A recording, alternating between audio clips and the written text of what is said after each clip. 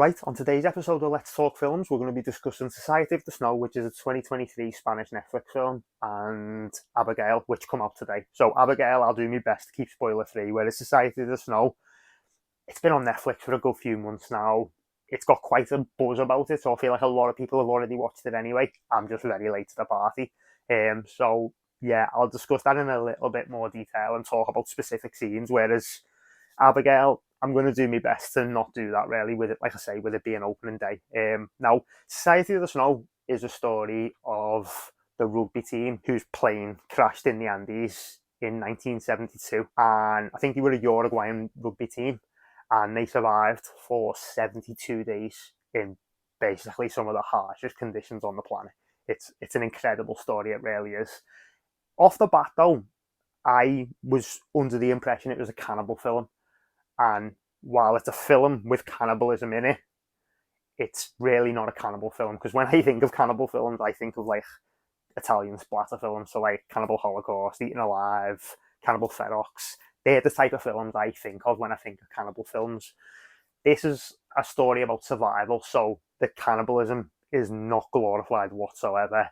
It's not gory at all, really. It's like frozen pieces of meat, and it's just a thing to hammer home what they had to do to survive, really. And it is heartbreaking because off the bat, it's got an extra layer because obviously the planes crashed and they're a rugby team, so they're all teammates. So essentially, as they're dying, they're eating their own teammates, and it's so heart wrenching. And there's a few characters who don't participate. I think his name's Numa. He's the one who's doing the narration, like the voiceover for the film, and he doesn't participate in the cannibalism for quite some time. And I think the thing it does really well is it uses the cannibalism to hammer home like how they had to do everything they could to survive. So it really wasn't a cannibal film. I don't think it was a survival film, but they done something really amazing. Whereas like eventually he cracks and he does start eating the teammates, and then the voiceover maybe like half an hour later, he's doing a voiceover and he's just like, it just became part of our everyday life. And it's just like him eating the meat, no problem. And it's just how it normalized. And I thought that was a really good way to put across how their mindset had to change to survive. I thought that was fantastic. And also, it's shot beautifully. And it's also really claustrophobic. Like, basically, where they're sleeping is the plane wreck. And the one scene that stuck out to me most is they're in the plane and the camera is at the back end of the plane and they're all in sleeping bags, all in a row basically. So the furthest person is on the other side of the shot and they're just going around playing a game. And the film's so bleak. There's not many good, fun parts of that film because obviously the subject matter, there's no fun to be had at all, really. It's just bleak and heartbreaking. And this is a scene that stuck with me because they're just playing a game and they have to make little poems. I think the game is about poetry and they're just saying little things and they're all having a laugh.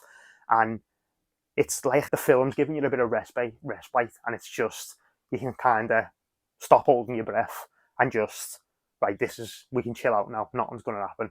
And they're playing that game for about five minutes or so. And then there's just a rumble and an avalanche hits and the plane gets completely just swamped with snow and they're having to dig their way out of the snow and then they all nearly die from there. And the reason that scene got me so much is because I took that as my respite to the film because of how bleak the film is. I was like, I felt safe because of the way it was shot and the build up, and it wasn't straight away. It was paced really, really well. So I that was like my sigh of relief, like, right, we can chill now. And when that snow comes into the plane, it's a proper gut punch, man. It hits just so hard because it's like at that point, right, there's no safety because that was the scene that you felt safe in the film, and once that scene happened, it just removed all the safety from the film, so it was just tense and you were on the edge of your seat for the rest of the film because even in that respite scene, it still went horrendously wrong. So yeah, man, it was quite a watch, to be honest. It was a fantastic film, to be honest. I did really enjoy it. I did think it probably could have been a little bit shorter. It's like 2.5 hours, And that's my criticism with most films. A film has to be special for me to thoroughly enjoy it for 2.5 hours, just because I'm used to watching slashes. 80 slashes are 90 minutes, aren't they? Let's be honest. So 90 minutes is my sweet spot. Anything over that, you have to be really special to keep my attention, really, which is terrible, obviously, but it's just the way it is. 3 hour films and 2.5 hour films, like I say, they have to be really special. And this one was amazing. It was shot fantastically. The pacing was good for the most part. Like I say, I felt about 20 minutes of it. I thought 2 hours, 2 hours 5 would have been perfect. It would have been a better watch for me. I'd definitely recommend it. Like I say, it's got all the accolades, it's got the buzz about it, so I'm pretty sure a lot of people will have already seen it, but I was just late to the party and pleasantly surprised, to be honest. It was a heart-wrenching, bleak survival story, really. But yeah, I enjoyed it. I thought it was a decent watch, and there was some horrendous stuff in that film, to be honest. So yeah, check it out if you haven't seen it, but like I say, I expect a lot of people will have actually seen it. Right, next up, we'll talk about Abigail. Now, for anyone who didn't see the trailer, which I highly doubt there's anybody who didn't, because it was marketed outrageously, which I'll get into shortly. Basically, the film is about a group of criminals kidnap the daughter of a criminal overlord, and basically it turns out the daughter's a vampire. Now, that sounds like a spoiler, and obviously if you didn't see the trailer, maybe that might be a spoiler. However, the trailer to this film was ridiculous. It basically showed half of the kills and showed the daughter, Abigail, as a vampire. And that, I just presumed because of the trailer that wouldn't be such a big deal. Like, there wouldn't be a mystery involved in the film, because obviously the trailer just come out and was so blatant with it. However, the first 40 minutes or something, like, the criminals think there's a person called Valdez in the building who's going around, like, causing them problems. And obviously you know that it's her as a vampire, but the film just goes on, like, for 40 minutes, like it's a mystery, and then it's got a big reveal of Abigail as a vampire, and we know that because the trailer was so blatant with it. I just didn't expect that to be such a big part of the film. So the first 40 minutes are so annoying, or maybe it's like half an hour, but it's so annoying because, like, you shouldn't be aware of the mystery so far in advance before the characters. It should at least have an air of mystery about it, because that's the point. You're trying to keep us guessing, basically, as an audience. And, like, as soon as anything goes wrong, you're like, oh yeah, she's a vampire. Of course, it's Abigail. We know this. And then the characters find out, and it's like this big moment. And that's not the film's fault, and it's not anyone in the cast, because everybody in the cast was great. Like, the cast was Melissa Barrera, which she was great in it. Dan Stevens was great in it. He was good in Kong as well. A guy called Angus Card, which I think he's from Euphoria. I don't watch that, and apparently he passed away in July last year, which is obviously really sad. But yeah, it was like come up at the end, like in love and memory. So I think this is the last thing he worked on, which is, yeah, that's pretty sad, to be honest. It had Giancarlo Esposito, which he'll always be Gus, won't he? He was bossing it, don't get me wrong, he was fantastic, but he'll always be Gus. It had Catherine Newton in it. It also had Alicia Ware in it. Now, I've got a 7-year-old daughter, so I've seen her take on Matilda a million times. My daughter was obsessed with that Matilda, and while I didn't take much notice of the performance, she was fine in it. Like, it was fine. It was just a musical Matilda, which wasn't for me, obviously, but I seen it in Wicked Little Letters at the beginning of the year, and she was great in it. She was fantastic in it, and again, in this, she was amazing. Again, like, her performance was spot on. Like, when you were meant to feel sorry for her, like she was playing the victim, if I didn't see that trailer, she would have done an outstanding job.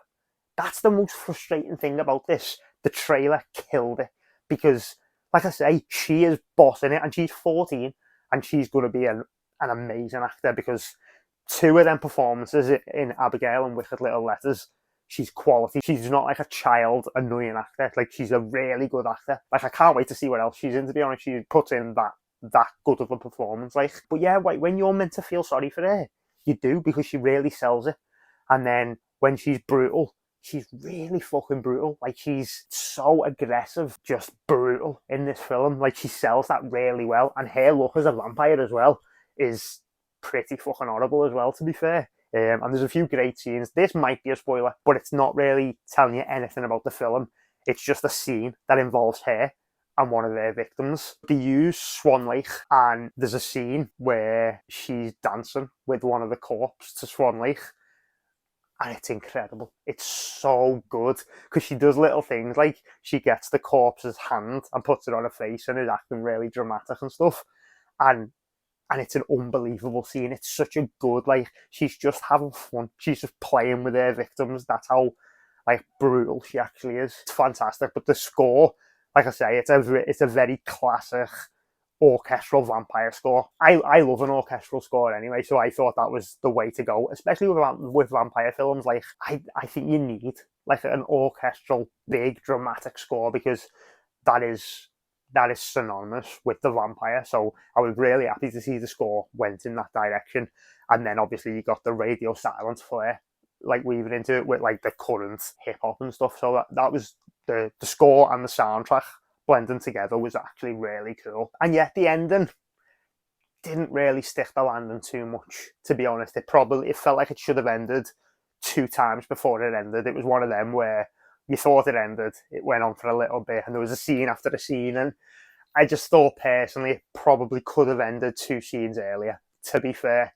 And my one thing that I've got a pet hate with radio silence for, and it was from Ready or Not. And obviously, spoilers for Ready or Not if you haven't seen it. There's a body exploding in Ready or Not, and it's fucking horrendous. It looks terrible. Like, the CG looks fucking awful in it. And there's a few bodies exploding in this film. I don't know why they went back to that effect, because it looked equally as bad. It looked dog shit in this film as well. So it was quite annoying, because some of it was really brutal, and then you've just got this really over-the-top CG exploding body. It just didn't really work, and it made me think of Ready or Not, and that's the one thing about Ready or Not that I really didn't like.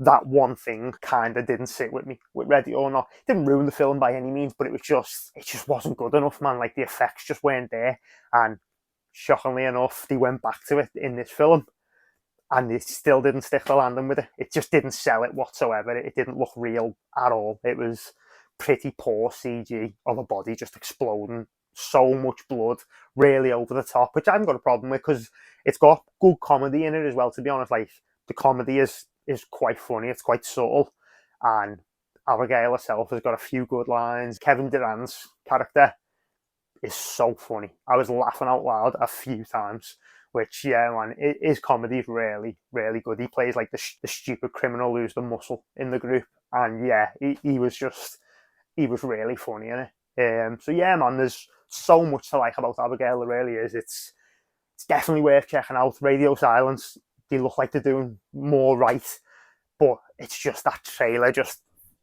so annoying, man, because, like I say, for the first half an hour, you just have to ignore the fact that you've seen that trailer 9 times a day. And the worst thing about it, it's not just the trailer, the marketing for that film. On a bus, I seen her face as a vampire. So the whole marketing of this film was the ballerina vampire. And it was on the side of buses and everything. And yeah, they still decided to keep it in for like 40 minutes of like hold it back that she was a vampire. And then that's the big reveal. And you're like, yeah, because you've showed us it every chance you've got. Like, every chance you took to show us that she was a vampire, you'd done it. So it's just, I just don't understand the marketing versus the film. I can't see how they done that. I don't know how they would have done the trailer though, in fairness. I don't know what else the marketing could have been. But if that's the only way you can market it, you've got to do some cuts to the film to make that not be such a big part of the reveal of the film, because, like I say, it just doesn't work. It's so infuriating. But yeah, like I say, I letterboxed that at like 3.5. The same as Society of the Snow, I think. And I looked at Abigail and it's letterboxing at like 3.4. So I think that is the general consensus. But yeah, it's definitely worth checking out. It's a lot of fun. There's more to like about it than dislike. Other than the exploding bodies, which look terrible, and he's just fumbled the ending a few times. But other than that, man, it's definitely a solid watch, and I would recommend checking it out. And what I say, man, immaculate, The First Omen, and now this. Off the back of Imaginary and Night Swim, which was I mean, that's the first two films of the year, which in horror, it's usually the graveyard, in it. January to March is usually the horror graveyard, so you don't expect to see anything good in January, February.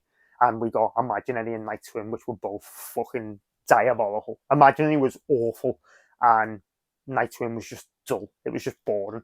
So yeah, man, like for them next few films to be Immaculate, The First Omen, and now Abigail, it's looking like it's already going to be a much better year than I thought, because all three of them are definitely worth checking out. But yeah, man, definitely check out Abigail, and if you haven't watched Society of the Snow, I'd highly recommend it. It's definitely a good watch. But yeah, nice one for checking the videos. If you did enjoy it, like it, subscribe to the channel, share it around. That'll be massively appreciated. And I'll see you in the next episode. Nice one.